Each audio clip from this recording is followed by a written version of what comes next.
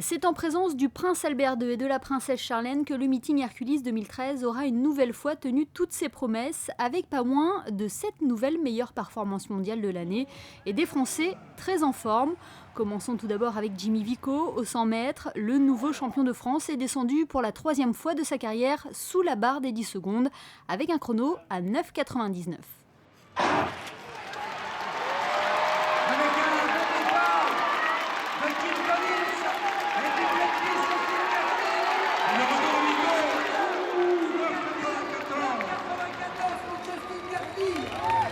Je suis vraiment content. Après, je pense qu'il y a pas de truc à travailler sur le départ. Je me relève un peu vite comparé aux autres.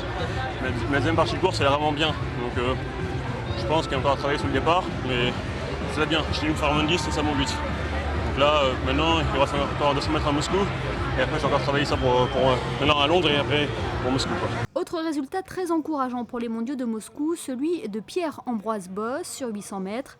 Une semaine après son titre de champion d'Europe espoir, il se classe 2e derrière l'Américain Dwayne Solomon et bat surtout son record personnel de 15 centièmes.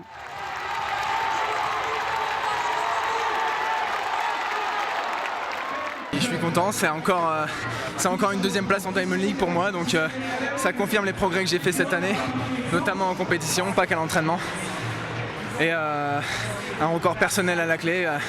Je me bats pour ça, j'avais beaucoup travaillé pour cette course. J'avais annoncé quelque part que j'étais en forme, tu t'en rappelles. Et maintenant que c'est fait, on va se reposer un peu et bosser pour Moscou.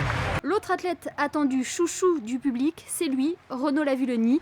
Une semaine après son titre de champion de France, le Français a triomphé à la perche en franchissant la barre des 5,96 m, soit la meilleure performance mondiale de l'année.